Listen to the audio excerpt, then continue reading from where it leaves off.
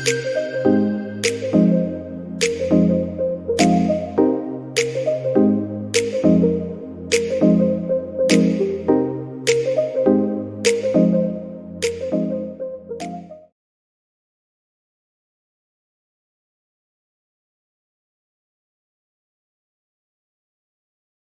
noches, bienvenidos, bienvenidas, bienvenides. A nombre de la Dirección General de Difusión Cultural, les agradezco mucho su presencia esta noche en la presentación de una de las revistas más emblemáticas de la Universidad Veracruzana, La Palabra y el Hombre, que es dirigida por el maestro Mario Muñoz, a quien agradezco mucho que nos permita hacer estas presentaciones desde la dirección. Quiero agradecer al staff de la Dirección General de Difusión Cultural, que siempre nos apoyan en todos nuestros eventos. Agradezco al coordinador de este precioso recinto, Santiago Pérez García. Muchas gracias, maestro. Y bueno, Maricruz y Ana del staff de La Palabra y el Hombre están aquí, me alegra mucho. Y le voy a dar la palabra a la doctora Emma, que es nuestra moderadora de esta noche, para que haga la presentación de los participantes.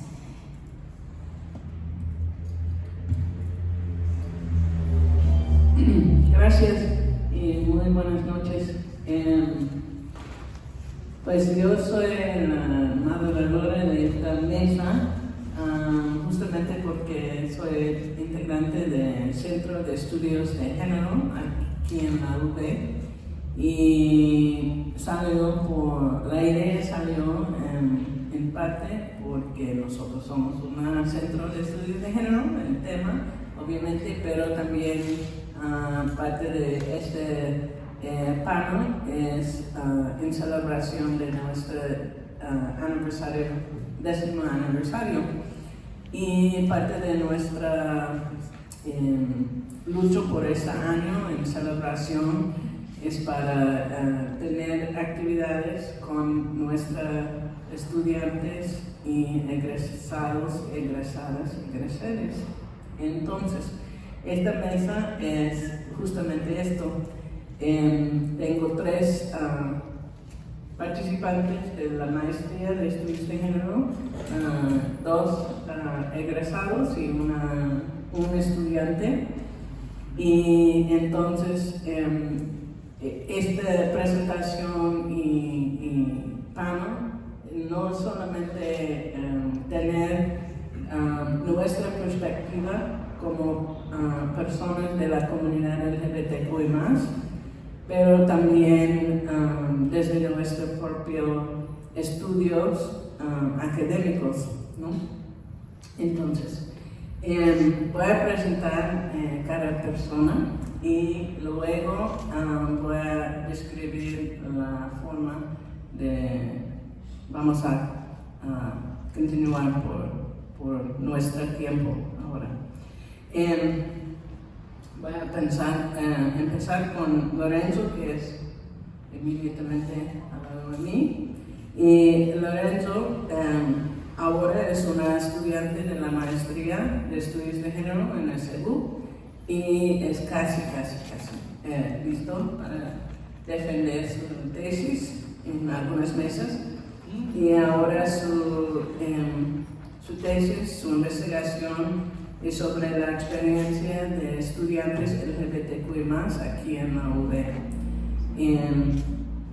Anteriormente él estudió también aquí en la UB por su licenciatura en psicología, y después esto él tenía tiempo como voluntario en diferentes organizaciones, y también él tenía diferentes ponencias, no solamente en congresos nacionales, pero también internacionales el año pasado.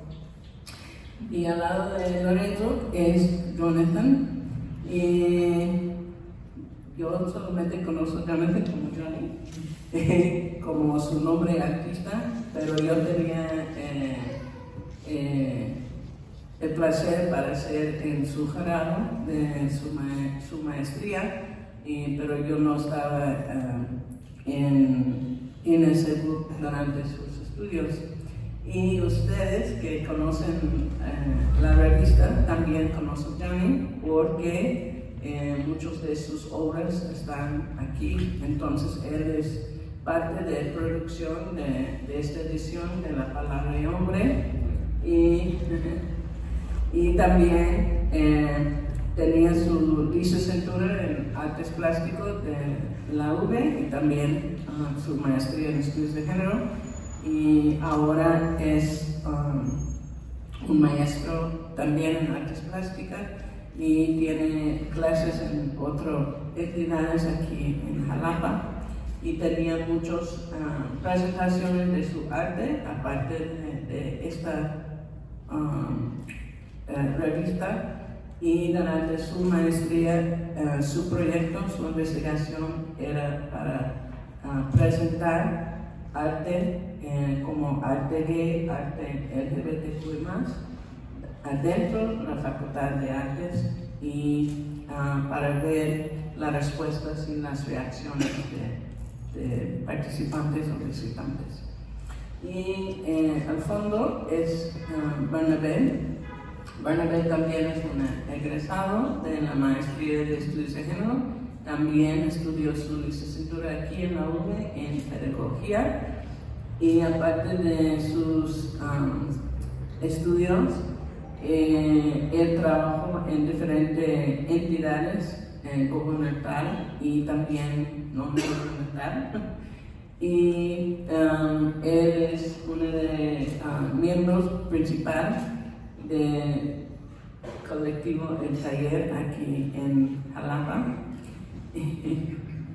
Y parte de su investigación por su maestría era para investigar sobre, más o menos, sobre la participación de hombres en el movimiento LGBTQ y más aquí en Jalapa y qué problemas nosotros dentro de la comunidad tenemos en términos de nuestra inclusión para todos los miembros de nuestra comunidad.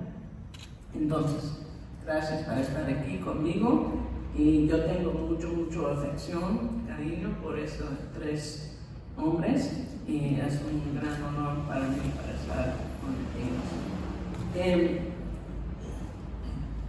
Por hoy vamos a tener 2 rondas de preguntas y solamente 2 rondas con 5 minutos de cada persona para dar tiempo para tener una conversación con ustedes, ¿no? Y cada persona va a tener 5 minutos en su respuesta y yo voy a mover mi mano cuando tiene 30 segundos. Y como una maestra en mi corazón, yo decidí para dividir las preguntas entre una en términos de qué es bueno, digamos, sobre la revista y por la segunda ronda, qué necesitamos más. Y cuando nosotros estamos pensando en esta pregunta, como yo menciono, que todos de nosotros son parte de la comunidad LGBTQ+, entonces parte de la respuesta es que nosotros necesitamos más y también desde la perspectiva crítica de estudios de género, ¿no? Entonces, Johnny, porque tú tienes el honor de tener su maestría más años, tú por favor tú puedes empezar con la primera ronda. ¿Qué es poderoso, útil y importante en este número de la palabra y hombre? Y también si tú quieres tomar parte de tu tiempo para dar una respuesta de cómo avanzar los estudios de género con esta edición. Gracias. Bueno, buenas noches, gracias por estar aquí. Yo creo que algo que es muy importante de resaltar en este caso es el simple hecho de tener un espacio dentro de una revista que tiene una trayectoria, que está consolidada, que ha tratado tantos temas y que al final es un espacio hasta académico, podría decirse, validado dentro de la universidad, dentro del espacio social, y al final el tener este lugar como idóneo para comunicar un tema tan importante como es la diversidad, me parece que es lo principal, el tener el respaldo de alguna forma de un espacio académico, de un espacio tan consolidado a través de su trayectoria como lo es la palabra y el hombre. Creo que desde ahí partimos con lo bueno que es tener este número.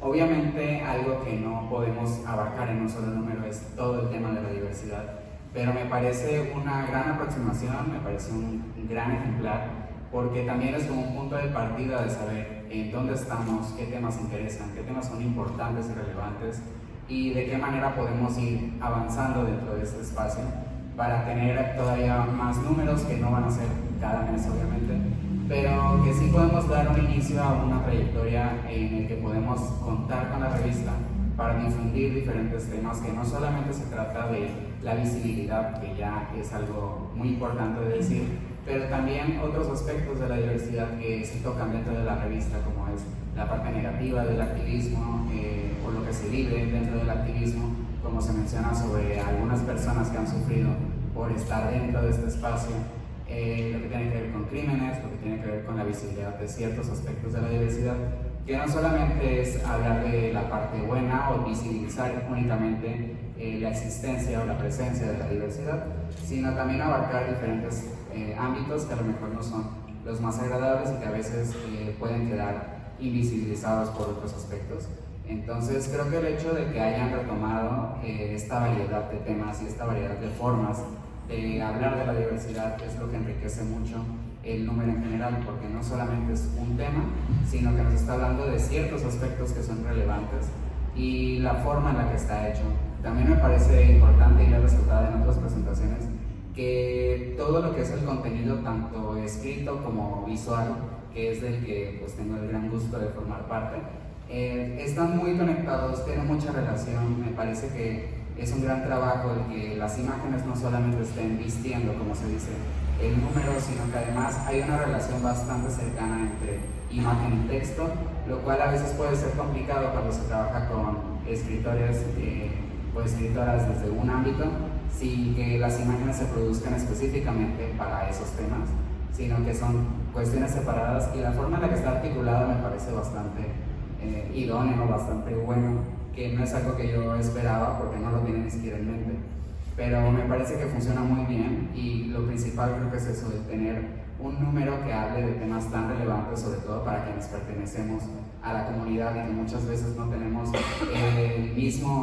abarcamos el mismo espacio que otros aspectos de la sociedad. Pues el tener este número en este mes, que también no fue dentro de junio, que es cuando se nos permite o se nos da permiso de ser más libremente, sino que fue en otro mes, y eso me parece también algo que podría pasar desapercibido, pero que al final sí es relevante de decir. La segunda parte era, ¿qué nos falta? ¿En qué manera avanza el estudio?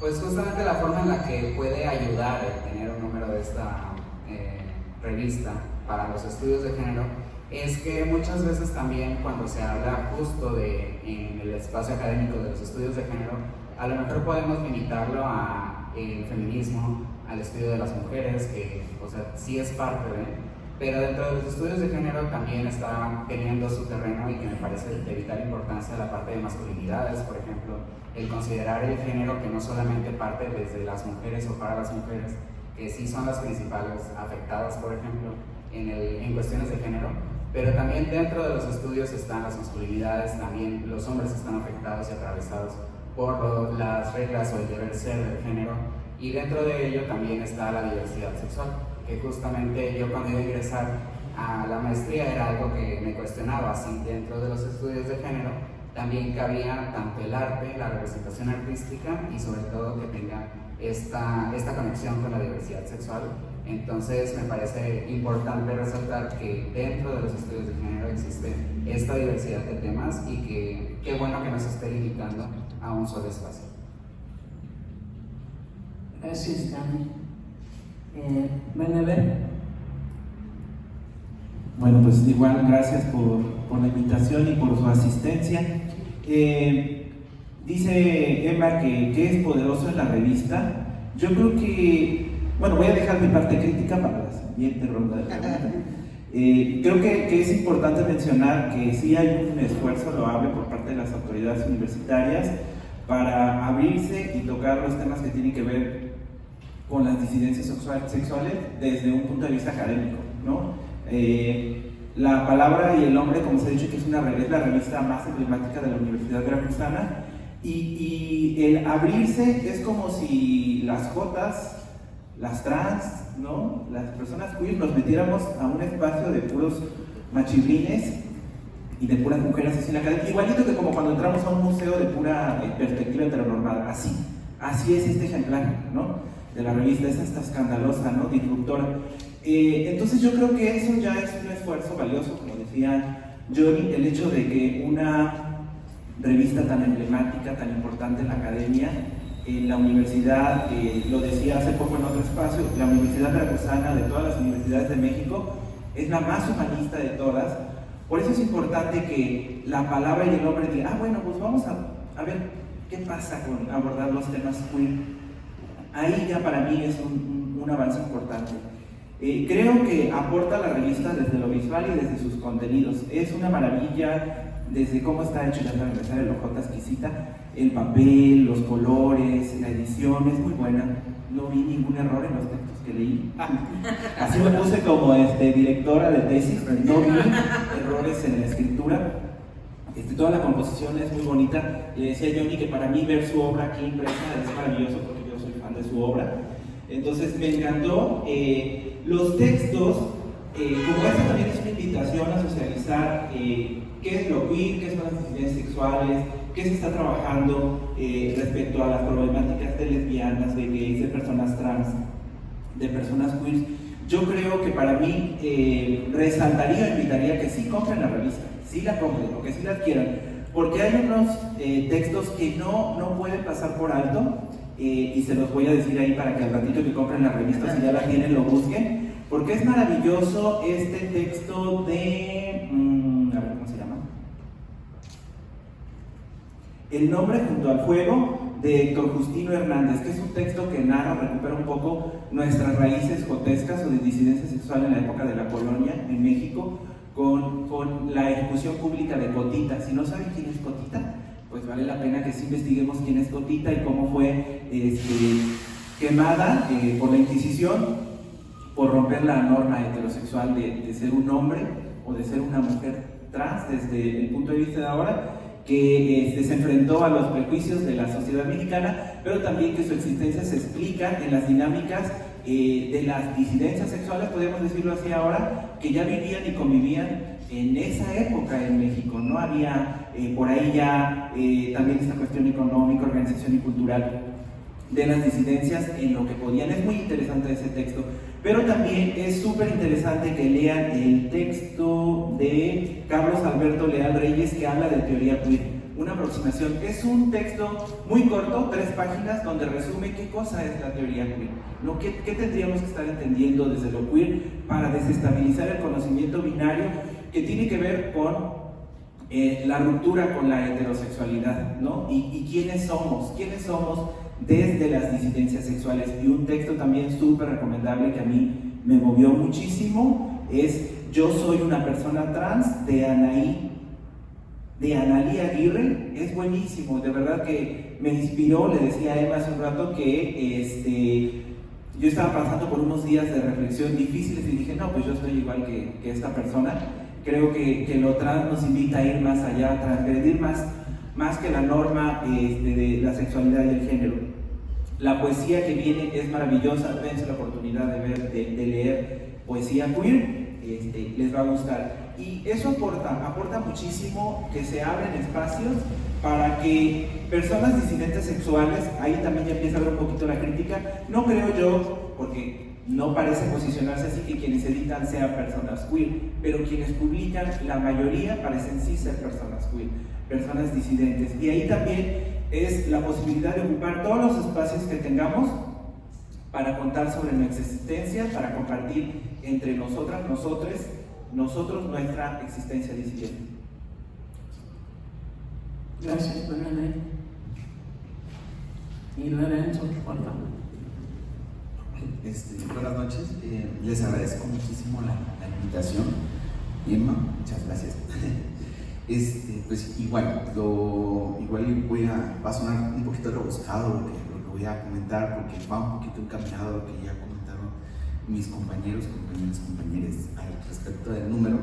Pero, ¿qué es lo que me parece poderoso de la revista? Principalmente porque es un espacio que dentro de la academia las personas jotas, mariconas, putas, chotas nos han quitado, o que nunca hemos tenido acceso a ello. Entonces, la revista, como ya tiene una trayectoria y reconocida, y hay personas que la compran, incluso por colección, ofrece justamente un espacio de reivindicación para nuestras identidades y además de nuestra existencia. Es importante mencionar que dentro de nuestra existencia LGBTQ+, pues vivimos en un mundo en el cual está orientado a que deseemos el fin de ser heterosexuales, de adentrarnos al sistema económico a través del matrimonio. Pues creo que la existencia a través de estos espacios puede servir para darnos cuenta de que somos otra cosa, que no solamente estamos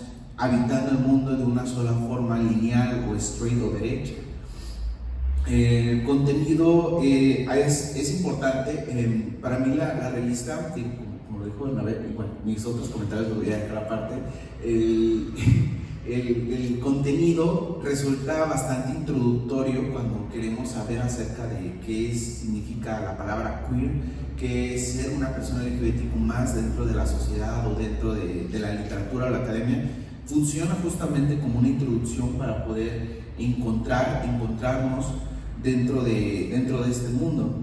Ahora habla de diferentes identidades que tenemos que tomar en cuenta de, por ejemplo, el proceso de una persona trans, como ya lo mencioné en la lectura acerca del fuego, y acerca de un concepto que usan el mayate, que es dentro de la literatura existimos dentro de diferentes formas en las que se escribe.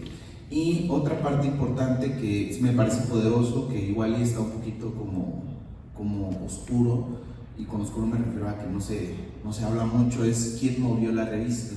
Me parece que aquí tenemos al director de la revista. Buenas tardes. Justamente, quiénes movieron detrás de la revista o la intención de la existencia de la revista, porque igual nosotros no estaríamos aquí platicando de la revista si alguien no hubiese tenido la intención política de crear una revista de este tipo. Entonces creo que es importante, uno, que las personas LGBTQ+ empecemos a acceder a los puestos o a posiciones de poder para poder generar epistemología a partir de ahí. Y contestando ya como a la segunda parte de la pregunta, ¿qué se necesita con los avances? ¿Qué es lo que ayuda o empuja con los avances de género? Es igual, creo que me parece justa la crítica positiva o constructiva, que los estudios de género no son solamente estudios de mujeres, sino que el género lo entendemos como una categoría relacional. Si vamos a hablar de género, también tenemos que hablar de hombres, tenemos que hablar de mujeres trans, de personas que no se identifican incluso como personas, tenemos que hablar de la diversidad de pensamientos, cuerpos y formas. Todas las personas que estamos aquí creo que podemos identificarnos como pues, capacitantes, es decir, tenemos los brazos, las piernas, una cabeza, tenemos un corazón, órganos, pero existimos otras personas que nos hacen falta una piel, nos hacen falta un órgano. Entonces creo que también habla de un punto interseccional. Y ya por último termino este comentario, que esta revista, lo poderoso, para mí lo importante es que desde nuestra jotería, nuestra mariconería, desde nuestra putería podemos hacer academia y tenemos herramientas para poder generar epistemología. Excelente, gracias. Como mencioné, todos de mis compañeros son parte de maestría de estudios de género y parte de nuestra lucha es para tener una perspectiva crítica pero constructiva todo el tiempo. Y por la segunda ronda de preguntas y respuestas, con esta perspectiva, pero también que mencionen desde nuestra existencia como personas queer, etc. Entonces, ¿qué queda por hacer? O puedo decir como forma de crítica constructiva y surgencias para la próxima edición de La Palabra y Hombre Queer. Y para incluir nosotros en esta pregunta, ¿qué más nos falta para hacer y también posiblemente ver? Bueno, ¿tú quieres empezar? Yo lo estaba preparando para Pues está bien. Pero como dijiste que es constructiva, pues me voy a morder la lengua. Bueno, yo pienso que la revista en sí es un medio de difusión de lo que se trabaja en la academia, ¿no? O sea, todos los artículos que vienen aquí, toda la producción pues es académica. Creo que sin duda alguna este número pues es un parteaguas. Se seguirá incluyendo, a lo mejor no va a ser un número especial, pero sí se seguirá tocando los temas. Para mí creo que el gran reto que va a tener la revista y otros productos editoriales de la universidad es cómo hacemos para que la academia toda de la Universidad Veracruzana empiece a dejar de pensar androcentrísticamente, sexista, con ese sexismo, clasismo y demás, pues que permea, que es una realidad, que permea el conocimiento, ¿no? Por eso también suscribo lo que decía Jesús Lorenzo respecto a las epistemes, ¿no? Quienes tengan un primer acercamiento con esta revista y sean heterosexuales y dirían, y a lo mejor nunca hubieran tenido un contacto con este sustento teórico, metodológico, artístico que aquí se ve, dirán, oye, esto es nuevo, ¿no? O se ve como algo aparte, ¿no? La idea sería que la misma academia se cuestione, ¿no? Darle seguimiento a la revista, qué piensan las y los académicos investigadores de la UB respecto al feminismo como teoría, epistemología, ¿no? Metodología, qué piensan de la misma teoría queer, qué piensan de la metodología queer, ¿no? Que realmente está cuestionando, intentando simbrar todo este conocimiento androcéntrico que es homofóbico, insistimos, está ahí, que es transfóbico y que nos pone en una coyuntura en la que podemos plantearnos, sí, Universidad Veracruzana humanista, seguimos siendo humanistas,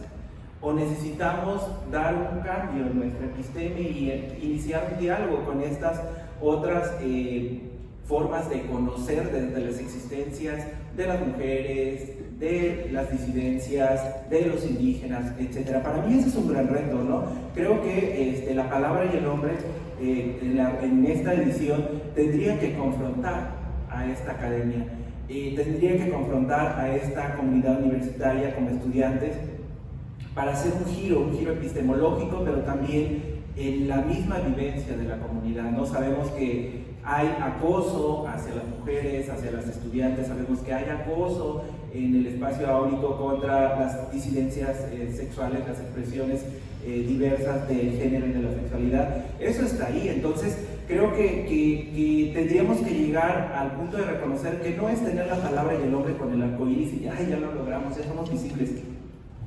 Yo soy bien intenso, ¿no? Pero creo que sí hay que decirlo, o sea, no nada más es eso. O sea, tenemos que ver qué más nos falta, como ahorita nos lo planteas, porque, insisto, tendríamos que sensibilizarnos. Ok, podría quedarse la revista La Palabra y el Hombre, ¿no?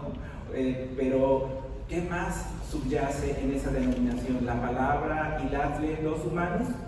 ¿La palabra y las personas? ¿Qué hay más allá? Son muchas preguntas, creo que no con ello no estoy proponiendo dar una respuesta, sino que siga la reflexión, que sigan las acciones encaminadas a que estos espacios de difusión se abran todavía más, ¿no? Y no con la certeza de que ya hay respuesta, sino de qué más podemos construir desde una perspectiva, desde una episteme que sea, reconozca todas las existencias, todas las formas de conocer, y no solamente las que hemos seguido produciendo y reproduciendo en la UV. Excelente, gracias. ¿Quién? ¿John o Lorenzo? Gracias. Bueno, yo creo que un poco combinado, pero algo que creo que siempre es un reto dentro de la diversidad y que creo que ya está cambiando mucho es justamente la visibilidad que hay con las identidades en general. Durante ya mucho tiempo creo que, por ejemplo, homosexuales llevamos como dominando la visibilidad de la diversidad, y ahora ya hay un cambio, ya está habiendo una ruptura en eso, y me parece muy importante, pero siempre va a ser un reto, no solamente por el equilibrio de quiénes están dentro de la revista o quiénes están como artículos, como imagen. Siempre va a ser un reto el tener la diversidad completa, el encontrar diferentes personas de diferentes identidades que puedan estar aportando. Entonces creo que por eso digo que es combinado. ¿Qué falta por hacer? Yo creo que desde los espacios de la diversidad ya hay mucho más producción que antes, eso es obvio, pero creo que falta también que nos acerquemos a la escritura, a producción de conocimiento, a investigación o algo parecido, que sea el generar artículos, generar diferentes temas, encontrar la forma de llevar lo que sabemos por experiencia y poder decirlo desde otros espacios que a lo mejor la revista puede parecer muy académica y viene desde una universidad. Entonces a lo mejor sí hace falta encontrar los lenguajes, encontrar la forma de estar haciendo más accesible o más el entrar a este tipo de medios desde la comunidad, porque muchas veces nos alejamos de estos espacios, o en mi caso, por ejemplo, la producción artística, hay muchos artistas que pueden pertenecer a la diversidad, pero su trabajo nunca va encaminado a acercarse a hablar de temas de la diversidad, y entonces creo que hace falta que sí hagamos un poco el esfuerzo de estar promoviendo, comunicando y de estar compartiendo incluso lo que sabemos desde las vivencias y desde la experiencia personal, y llevarlo afuera, y que con esto nos podamos también sumar a promover el conocimiento de nuestra propia identidad. Y creo que esta parte es la importante en la revista, que no se cargue hacia un lado y va a ser un reto siempre.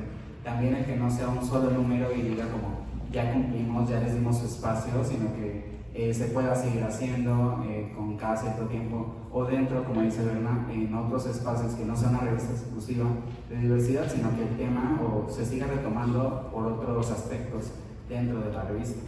Y como comunidad creo que es eso, creo que ahora, como me comentaba de su proyecto Lorenzo, el crear comunidades dentro de la diversidad, que a veces es complicado también, y cada quien trabaja como desde su espacio de forma muy individual, el seguir trabajando de esta manera que de alguna forma nos hizo el estar aquí juntos, platicando de lo mismo, el estar en otros espacios haciendo comunidad y academia al mismo tiempo, creo que me parece algo que nos hace falta tanto dentro como fuera de la comunidad.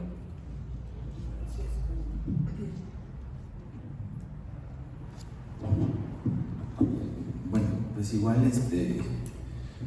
pues la verdad voy a sacar un poco la lengua pífida. Bueno, creo que lo bonito de nuestra sexualidad es que es contradictorio, porque nuestras identidades suelen estar sujetas a la manera en que nos perciben y nos ven en el mundo, pero al mismo tiempo tenemos que adaptar nuestro cuerpo para no ser víctimas de violencia. Entonces, esto es lo mismo que se puede ver reflejado dentro de la revista, que puede ser un poco contradictorio. Primero, con este comentario que voy a hacer, las personas LGBTQ+, las personas chotas, maricones, putos, no necesitamos a la academia para validar nuestra existencia. Simplemente debemos de existir y que no nos violenten, nos maten o nos acosen, cosa que sucede dentro de la Universidad Veracruzana. Las lecturas dentro de la revista suelen ser algo normativas o monormativas, es decir, como buscan, es una manera en que el sistema heterosexual absorbe a las personas, a nuestras identidades para poderlas normalizar. Digo, no voy a entrar como a la teoría queer plenamente, pero las lecturas suelen ser bastante eso, homonormativas. Y creo que eso se puede notar justamente en la idea del mayate en la lectura que pueden encontrar, que para mí es una de las lecturas que al mismo tiempo, en esta idea de la contradicción, me pareció interesante, pero a la vez como que me hizo como emperrarme por lo que yo estaba leyendo, como por qué vamos a hablar acerca del mayate. Bueno, además de esto me gustaría hablar que adentro del espacio de la Universidad Veracruzana, y esto lo voy a hablar en conjunto, no solamente de las personas que están detrás de la revista, sino como en general a la Universidad Veracruzana le encanta sostener el binario y los procesos burocráticos. En este sentido, a lo que voy es que dentro de la revista se puede ver incluso impregnada justamente de esa necesidad de tener un binario, siempre de dividir las cosas. Si se dan cuenta, cuando lo vayan a leer, la introducción, que para mí me encantó de la revista, me hizo tener una idea de, esta es teoría queer, voy a esperarme a encontrar con una lectura disidente. Pero conforme pasaron las páginas, pues solamente leí otros maricones que están buscando adentrarse al sistema heterosexual. Incluso puede resultar poco disidente las mismas lecturas, que dentro de esta misma idea, las fotografías que muestra y el arte que tiene Johnny es como que le da ese giro chueco o torcido dentro de la revista. Entonces creo que el trabajo artístico es quien rescata la palabra y el nombre. Ahora, con esta misma palabra del título, la palabra y, que yo sé que ha existido como la crítica de por qué la palabra y el hombre, pero creo que, y puede haber algún tema de registro de la marca y así, pero creo que debemos empezar también a cuestionarnos incluso el título. No es solamente, como dijo Bernabé, el tener solamente la banderita, los colores y ya nos hizo inclusivos, sino que tenemos que empezar a cuestionar, y creo que es algo que debe de permanecer. Si el título va a permanecer de la palabra y el hombre, tiene que seguir permaneciendo la crítica hasta que el título sea cambiado. Y es incluso poner como una notita a la siguiente página, como de este título ya sabemos que contextualmente en esta época no queda, no es necesario. ¿Y qué falta por hacer? Principalmente es pensar. ¿Qué nos falta por hacer? Es dejar de pensar como estamos pensando ahora mismo. Es complicado, es un proceso.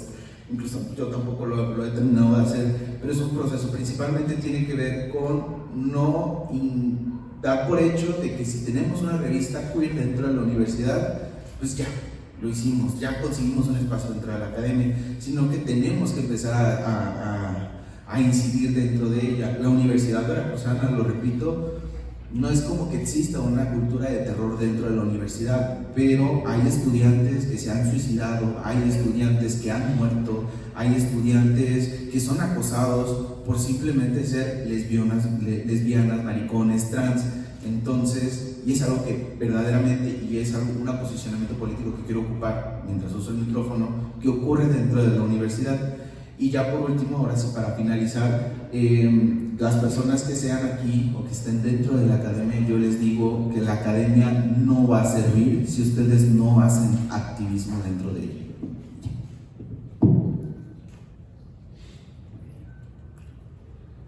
Gracias.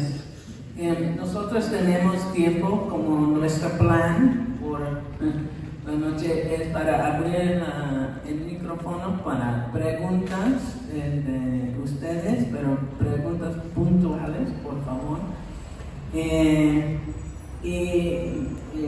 Mejor si es una pregunta más abierta y cada de nuestros panelistas puedan tomar un poquito tiempo para una respuesta. Yo vi allí y luego Alfredo primero. Hola, muchas felicidades por la mesa. Me gusta mucho esa lengua bífida. Es muy necesaria que esté, ¿no?, en la mesa. Lo que quisiera decir es que sí, es muy importante nombrar, ¿no? Nombrar es político, omitir también es político, no tiene una intención política, y hay mucho que hacer en términos de administrativos, pues cuando digamos que lo que se nombra es patriarcal, ¿no? Y hay como muchas limitaciones. Yo llevo una revista hermana que se llama La Ciencia y el Hombre, La Ciencia y el Hombre, y pues en el intento de cambiar también estoy como con una lucha fuerte, ¿no?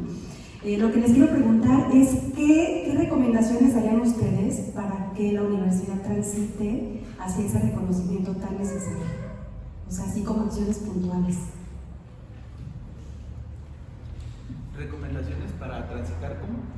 Hacia el reconocimiento queer. Okay. O sea, tú hablas como de las resistencias, ¿no? Haces una crítica muy oportuna, pero ¿qué tiene que hacer la institución, ¿no? Como esta dimensión enorme para hacer cambios. Sí. Cada de ustedes tiene 2 minutos. Bueno, voy a ser como muy exacto porque esta pregunta justamente ya me la hizo una doctora en el número que me tocó presentar en la primera presentación. Y si yo tuviera una varita mágica, así para atrás, pues principalmente creo que es que todas las personas, como somos personas académicas dentro de la academia, creo que necesitamos tener conocimiento, el conocimiento para poder modificar. 2, ya una vez que tengamos el conocimiento, lo siguiente es modificar, porque no podemos modificar si no tenemos el conocimiento. Tener el conocimiento, modificamos las políticas que existen dentro de la universidad, empezando desde la ley orgánica, el estatuto de alumnos, el estatuto de posgrados, el estatuto general, incluso las métricas que tiene el CETSUB, que es implicar qué docentes son los que pueden ejercer la docencia, quiénes no. Entonces creo que ¿qué debemos de hacer para transitar? Uno es pues tener la apertura para conocer y de ahí modificar las mismas políticas universitarias. No es un trabajo sencillo, pues hay que como una varita mágica, pero pues si no lo hacemos ahorita, pues creo que no lo vamos a hacer nunca, entonces debemos de dar un paso para ello. Sí, gracias, buenas noches. Bueno, primero quiero felicitar a la revista La Palabra Humana. Perdón, ya sé que se llama La Palabra y el Hombre, pero pues me niego a denominarla de esa manera porque pues no me representa, ¿no? Yo no soy hombre, ya no soy hombre y no me representa, ¿no? Y así como he violado las reglas de la academia, pues creo que violar una norma más no está mal. Incluso yo misma también me he llamado de otra manera, ¿no? Y lo voy a decir, pero eso nunca lo digo, seguramente habrá gente que no lo sabe o lo va a saber. Yo me llamaba Sergio Jacome, hoy orgullosamente me llamo Silvia Jacome.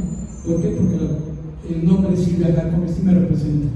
Entonces ojalá que de esto surja ya una idea para modificar el nombre, porque pareciera cosa menor, pero no, la forma es fondo, ¿no? Y entonces, qué bien que se dé cabida esos temas de lo queer, maravilloso, puede incidir muchísimo, pero el solo cambio de la denominación estoy segura que le daría a la universidad y a la publicación le quitaría la rancio, ¿no? Por decirlo de alguna manera.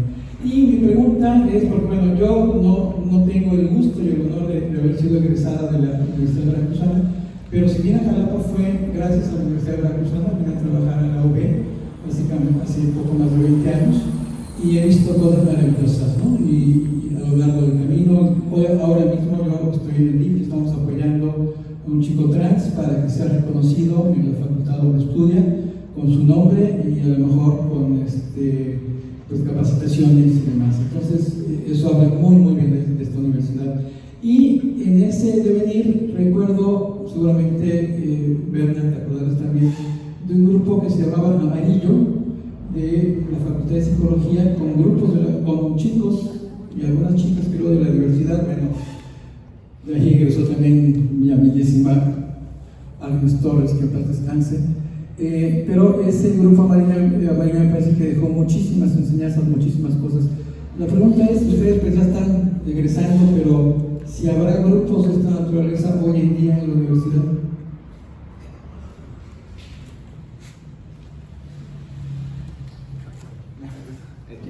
Una disculpa, es que ese es mi tema de investigación dentro de la universidad.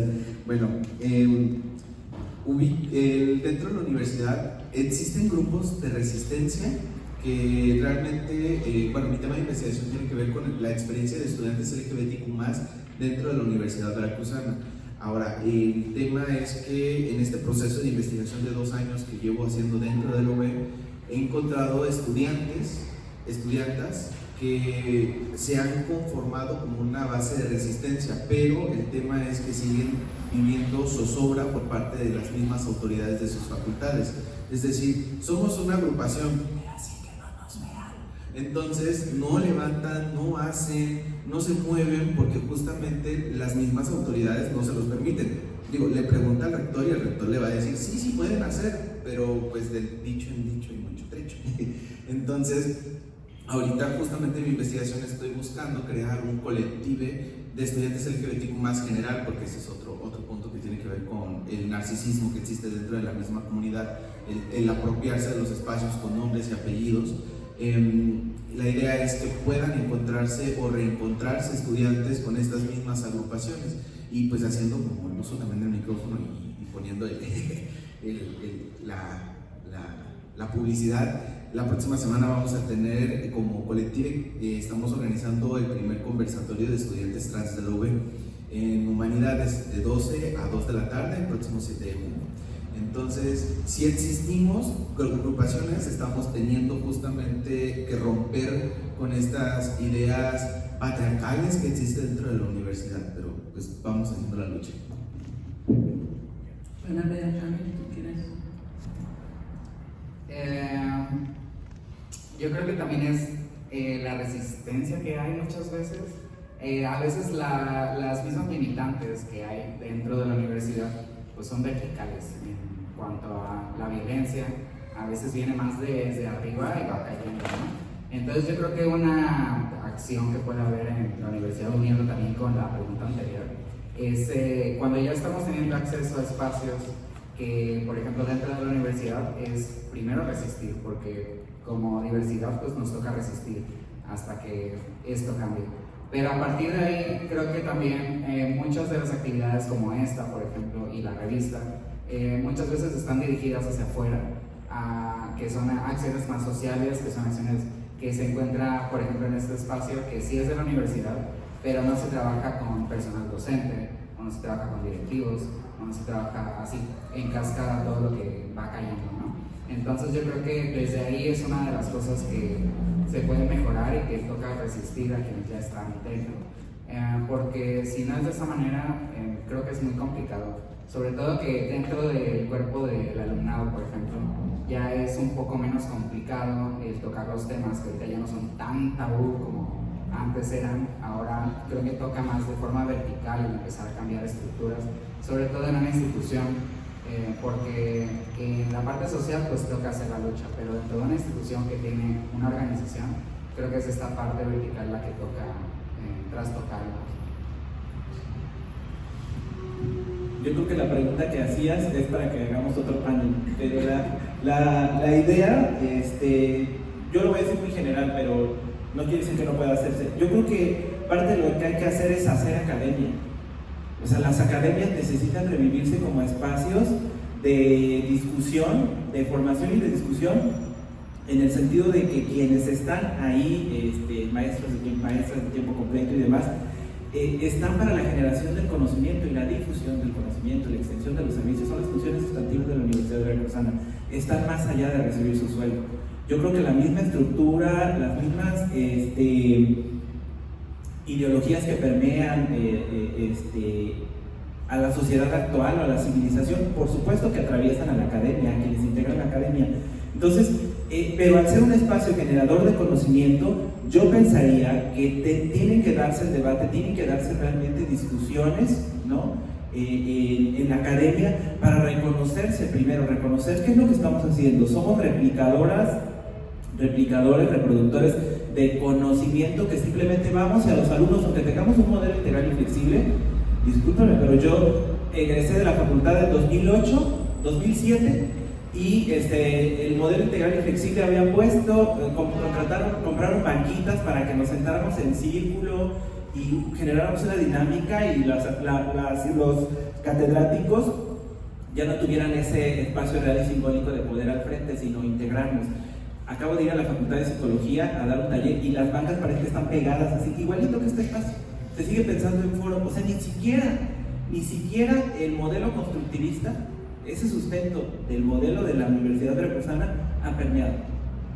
Entonces yo creo que se necesita realmente recuperar los espacios académicos, ¿no? Como decían hace un rato los compas, no solamente producir para ascender y tener puntitos en productividad académica, ¿no? Eso ya no se puede seguir haciendo ahora, ¿no? Necesitamos hacer praxis, aunque suene marxista, que desde donde están tanto administrativos, académicos, académicas, técnicos académicos y personal de apoyo, tengan la posibilidad de cuestionarse, generar esos espacios de cuestión, de reflexión para la acción. Y tan fácil que no necesita cambiarse la ley orgánica, ¿no? Se necesita alinear a los principios que están ahí. Hace un rato les decía la cuestión del humanismo. Es común que la gente piense, ay, lo contrario del feminismo es el machismo, nada que ver. Lo contrario del humanismo, o no lo contrario, sino una apuesta distinta, es precisamente el feminismo, ¿no? Entonces realmente reflexionar y pensar cómo podemos hacer praxis diferentes a partir de la realidad social que vivimos todas las personas, ¿no? Pienso que nosotros tenemos tiempo por una pregunta más, si alguien quiere aprovechar. Gracias. Bueno, se ha hablado mucho en un sentido de idea de comunidad, ¿no? Y de una idea de transgredir un cierto orden establecido, por lo menos desde la estructura universitaria, ¿no? De acuerdo. Y así como el feminismo, por ejemplo, se ha trastocado no solo el sentido estructural, organizacional, el desarrollo de protocolos, también ha llevado a la transgresión del sistema de conocimiento, generar perspectiva, y eso es lo que quiero referir más en la comunidad, esa perspectiva académica, cómo puede minar la lógica de la teoría sin que se aísle en un centro, ¿no? Que realmente tenga un impacto en un sentido de movilidad estructural en lo académico, ¿no? Pensando en planes de estudio, en generación de materias, hablamos de disciplinas desde la ciencia, las humanidades o las artes, por ejemplo, ¿no? Y si han visto algún tipo de ejemplo de algún tipo de revolución institucional en el sistema académico bajo esta lógica. No sé si me explico. Bueno, principalmente me gustaría mencionar que el movimiento feminista tenemos una idea de lo que es el feminismo y debemos dejar también de tomar el feminismo como el o la feminismo. El feminismo son varios, son distintos, son diversos, y dentro de esa diversidad de feminismos existe el feminismo académico. El feminismo, algo que a mí me encanta dentro de la metodología feminista y también dentro de la metodología queer, que es algo que en momentos conversa, es que es autocrítica. Es decir, algo que a mí me gustaría, como sería un ideal, es como si otra vez una varita mágica, es que todas las personas que ejercen academias sepan de metodología feminista y no solamente enseñen desde el positivismo, que enseñemos a hablar desde como en tercera persona, desde lo otro, sino como algo alejado, incluso como de esta perspectiva extractivista. Digo, yo sé que todos los académicos tienen hambre y que quieren hacer productividad académica, quieren su SNI, pero no es solamente eso, sino que tenemos que hacer investigación que reivindica a las personas, y eso es algo que ofrece la metodología feminista. Ahora, en el siguiente punto, ¿cuál es lo revolucionario? Yo le puedo decir que yo, como estudiante de la maestría en estudios de género, ahorita en mi generación, nunca jamás en mi perra vida había visto algo así de la metodología feminista. Yo vengo de psicología y me enseñaron puro tema cuadrado, a enfermar a la gente. O sea, con enfermar me refiero a verles siempre como enfermas o tratarlas como pacientes. Entonces, dentro de la maestría en estudios de género del CEU, para mí es algo revolucionario, porque a mí me enseñaron desde cómo reivindicarme yo como Lorenzo, como un maricón, y me enseñaron desde el amor y desde la paciencia. Y jamás, le juro, en la perra vida me habían enseñado desde el amor y la paciencia. Alguien que me explicara, alguien alguien que me acompañara. Emma es mi maestra, pertenece a mi comité, y le puedo decir que gracias a Emma, además de generar academia, yo puedo decir que me encontré como persona, encontré mi sentido en el mundo, y no solamente como un psicólogo más dando terapia o un psicólogo más generando epistemología. Creo que en este sentido, que se encuentren personas como Emma dentro de la academia es algo revolucionario, porque te empujan a aprender desde las emociones, y es algo que ningún otro sistema educativo, otra metodología te lo enseña. Hay una recomendación, está Bell Hooks, enseñar para transgredir, es como la cereza en el pastel dentro de la metodología.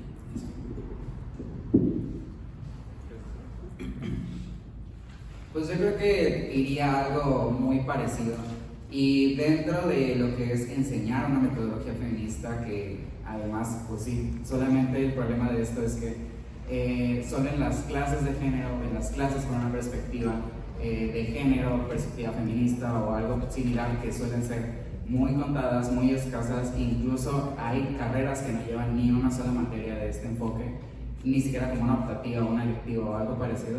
Creo que el problema radica en que solamente se quedan esos espacios y está limitado. Por eso pensamos en muchas ocasiones que el feminismo es el estudio de las mujeres, porque en realidad no existe un conocimiento de siquiera cuál es la perspectiva feminista y cómo esto se puede aplicar a la investigación, al análisis de otras cosas. O sea, no existe esta información, y creo que tendría que atravesar mucho más tanto las materias como las perspectivas, como el enfoque que se le da a diferentes ámbitos, el poder permearlo en otros espacios. Y creo que el ofrecer esta visión también, que no se la encuentren solamente llegando a un punto muy específico, que es porque en mi horario me quedó esta materia y ahora tengo que aprender teoría feminista, sino que sea algo que se pueda tocar desde diferentes espacios, que viene desde lo mismo de romper con el eurocentrismo, romper con el machismo, con el patriarcado, que digo, la educación viene muy de esa forma, es como decolonizarse en muchos aspectos desde la academia,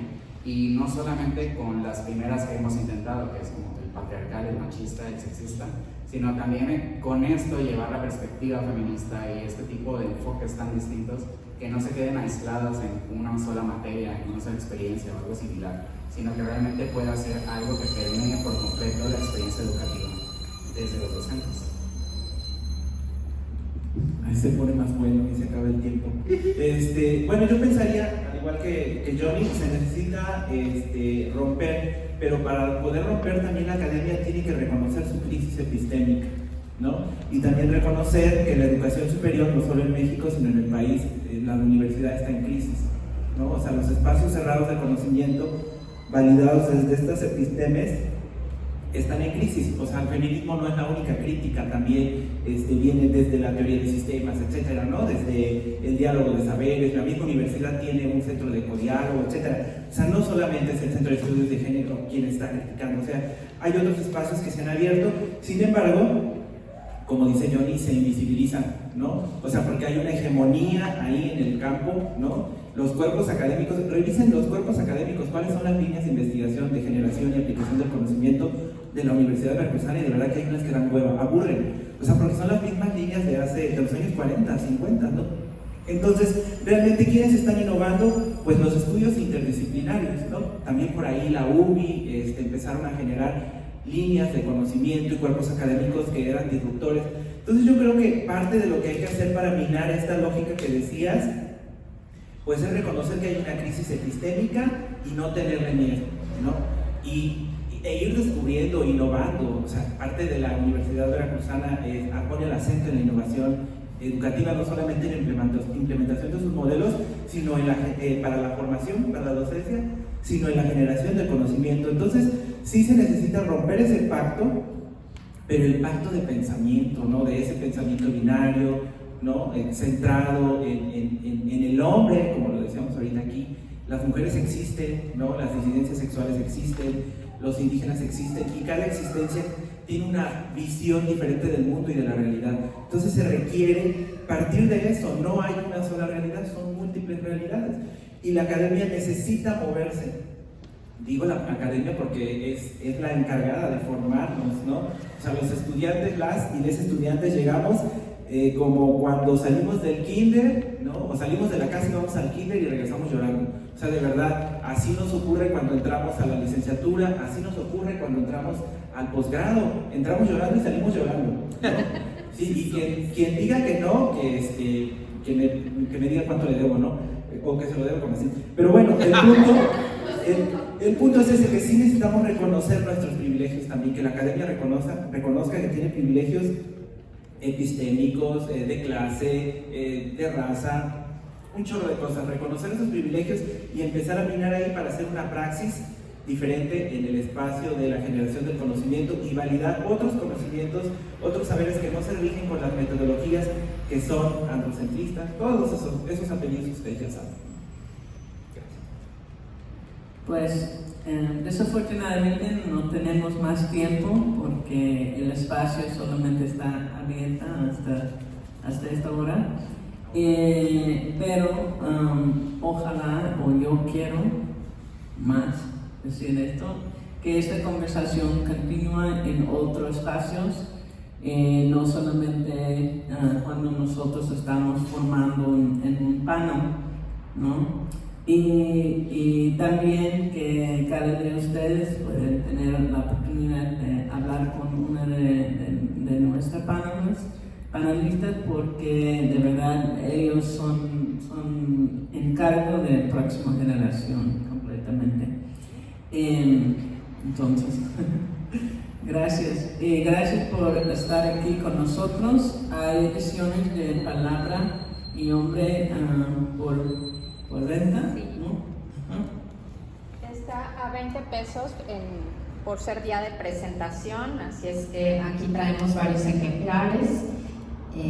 Si quieren acercarse, quien la quiera comprar. Y bueno, pues me gustaría despedirlos con un aplauso y un agradecimiento por su participación.